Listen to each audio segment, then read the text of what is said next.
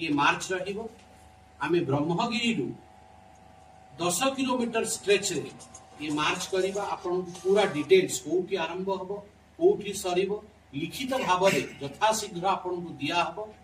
आ ये जो 10 kilometre stretch रे आमे यूनिटी मार्च करिबा ताकू विभक्त करा हबो 2.5 किलोमीटर रो स्ट्रेच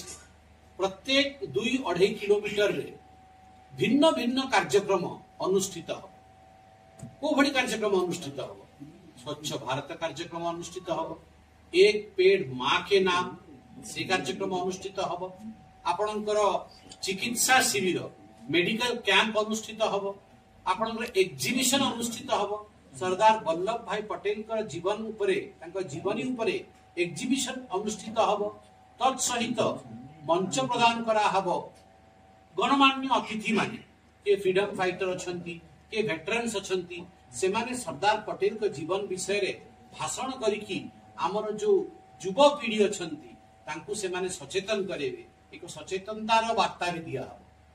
ता सहित सबुठ बड़ कथा जाहु कहबा को चाहूची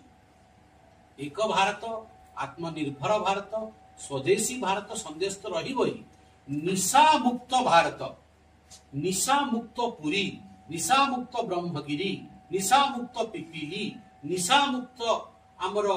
सबु अंचल जो विधानसभा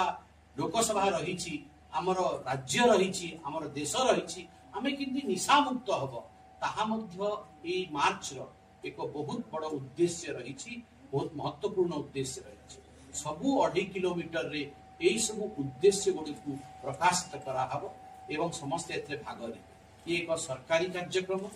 आ एक सरकारी कार्यक्रम रे गोटे कमिटी तयारी करा हिची जहा को आमे कहूची डीपीओसी डिस्ट्रिक्ट पदयात्रा कमिटी ये जो डिस्ट्रिक्ट पदयात्रा ऑफिशियल कमिटी रही डीपीओसी ताको मध्य कलेक्टर साहब किसी समय परे ताको आमे हमर पोर्टल रे पकेइबा ताको आमे सर्वसाधारण माध्यम को गणमाध्यम को प्रकाश करिया पे दबा आपण जानि पारिबे से एनजीओ इत्यादि समस्त तार भागीदारी रहिबे एवं आमे आशा करूछु जहां हमको निर्देश आसीछि ए 10 किलोमीटर रे हाराहारी 10,000 लोक भाग नेबे को माने भाग नेबे हमर युवा पीढ़ी जहा को सरदार पटेल के विषय जानिबा पड़छ भाग नेबे हमर अंगनबाड़ी आशा दीदी हमर सेल्फ हेल्प ग्रुप रो मां माने भाग नेबे लखपति दीदी माने काई स्वदेशी एवं आत्मनिर्भर भारत रे प्रधानमंत्री कहबार अच्छी लखपति दीदी मानकर बहुत बड़ा कंट्रीब्यूशन रही आउ ओडिशा पई गोटे बहुत बड़ा खबर मध्य कि आमे पूरा भारत वर्ष रे सर्वाधिक लखपति दीदी आमे ओडिशा रे देइछु सेति पे स्वाभाविक भाव लखपति दीदी मानकर भी आ मिशन शक्ति रो एक बहुत बड़ा कंट्रीब्यूशन रहिबो एनजीओ सेक्टर रो कंट्रीब्यूशन रहिबो स्कूल कॉलेजेस रो कंट्रीब्यूशन रहिबो ई भली आमे गोटे विराट यूनिटी मार्च करिबा पुरी रे मु बहुत धन्यवाद देवी हमर प्रशासक बंधु मान सब ऑफिसर मान मु धन्यवाद देवी माई भारत रो ऑफिशियल्स को मु धन्यवाद देवी जो समाज सेवी वृंद आज उपस्थित अछंती जहां को डीपीओसी रे रखा हेची से माने समस्त मिसिकी ए पूरा पदयात्रा रो संरचना करिसंती आज बैठक रे आम सहित समस्त एमएलए मध्य उपस्थित थिले कि ऑनलाइन जोड़ी हेतिले कि फोन माध्यम रे जोड़ी हेतिले आ मु धन्यवाद देवी उपासना महापात्र आमर यशस्वी विधायिका ब्रह्मगिरी सी